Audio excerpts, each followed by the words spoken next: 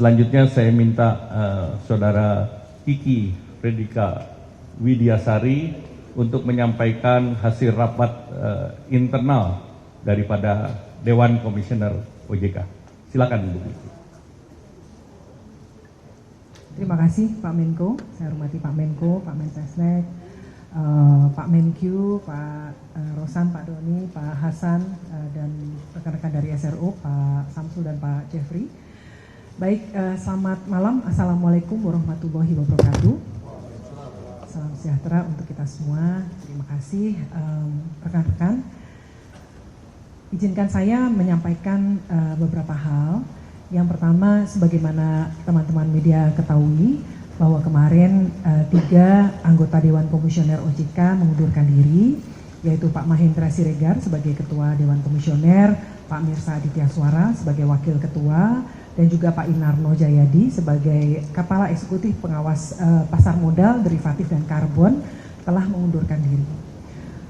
Oleh karena itu, tadi siang ya sampai dengan sore tadi, anggota Dewan Komisioner telah melakukan rapat Dewan Komisioner dan sesuai dengan ketentuan yang ada di Undang-Undang Nomor 21 Tahun 2011 dan juga dikuatkan dengan Undang-Undang Pengembangan dan Penguatan Sektor Keuangan Nomor 4 Tahun 2023, kami telah memutuskan yang pertama mengangkat saya, Fredrika Widiasari Dewi, sebagai pejabat sementara Ketua dan juga Wakil Ketua Dewan Komisioner OJK.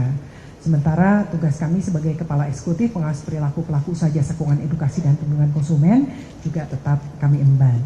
Selanjutnya Pak Hasan Fauzi diputuskan di dalam RDK tersebut menjabat sebagai pejabat sementara Kepala Eksekutif Pengawas Pasar Modal, Derivatif, dan Bursa Karbon, dan juga tetap merangkap sebagai Kepala Eksekutif Pengawas Inovasi Aset Keuangan Digital dan Kripto. Seperti itu. Jadi tidak ada kekosongan yang bisa kami sampaikan, dan kami memastikan bahwa seluruh kebijakan, program kerja, tugas OJK terlaksana dengan baik sebagaimana mestinya, dan kita tetap mengedepankan yang terbaik ya untuk kemajuan stabilitas di sektor jasa keuangan. Selanjutnya tadi menyambung dari yang disampaikan oleh Pak Menko, kami juga mempunyai komitmen untuk terus melakukan program reformasi pasar modal Indonesia.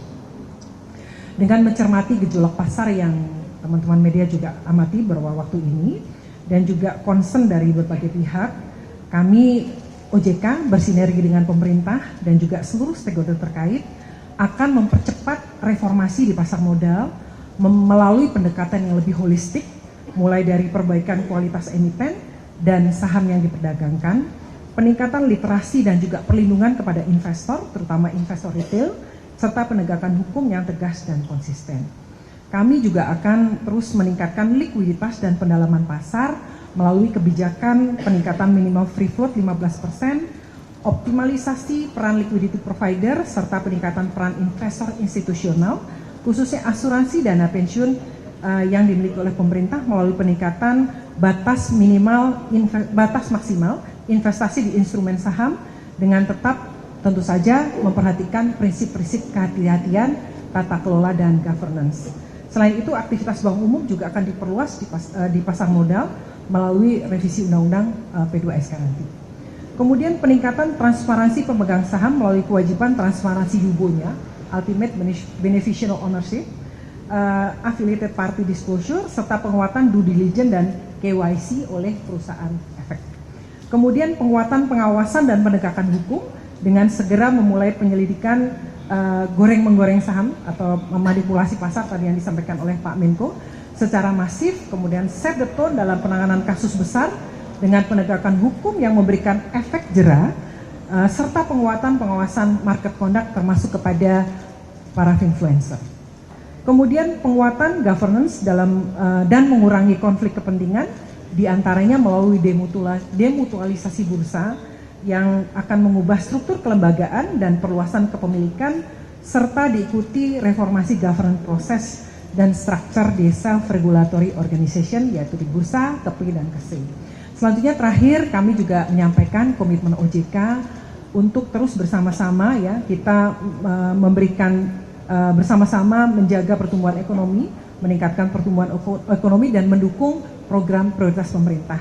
Beberapa yang bisa kami sampaikan, yang pertama, perbankan terus menyediakan pembiayaan program pembangunan termasuk Koperasi Desa Merah Putih, di mana telah disalurkan pembiayaan sebesar 148,6 triliun rupiah sampai dengan Desember 2025. Kemudian dalam rangka memberikan kemudahan bagi masyarakat dan pelaku usaha di wilayah bencana, kami telah menetapkan kebijakan pemberian perlakuan khusus atas kredit pembiayaan kepada debitur yang terkena dampak bencana di Aceh, Sumatera Utara, Sumatera Barat, berlaku selama 3 tahun sejak 10 Desember 2025. Kemudian OJK juga terus mendorong penyaluran kredit pembiayaan untuk program MBG, termasuk melalui securities crowdfunding, serta program penjaminan khusus kepada petani UMKM dan pengembangan produk asuransi parametrik.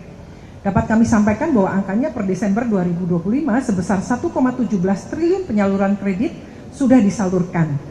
Kemudian melengkapi kebijakan relaksasi terhadap pembiayaan sektor perumahan, kami juga terus mendorong bank, perusahaan pembiayaan, perusahaan Medal Funtura, BP Tapera, SMF, dan PNM untuk terus memperluas pembiayaan KPR bagi masyarakat berpenghasilan rendah. Dan terakhir, untuk meningkatkan kemudahan akses kredit pembiayaan kepada UMKM yang telah diatur melalui ketentuan OJK yang mengatur skema pembiayaan khusus bagi UMKM dan petani. Kemudian juga terakhir Pak Menko, pengembangan bursa karbon dalam rangka mendukung pengembangan nilai ekonomi karbon serta SRUK bersama kementerian terkait. Mungkin dari situ kami sampaikan, kami terima kasih, mohon dukungan Bapak Ibu semua, seluruh stakeholder, pemerintah, kita bekerja bersama-sama dan mohon dukungan media juga supaya kami bisa berhasil menjalankan proses reformasi dan juga menjaga stabilitas sistem keuangan dan mendukung pertumbuhan ekonomi. Terima kasih, kami kembalikan kepada Pak Menko.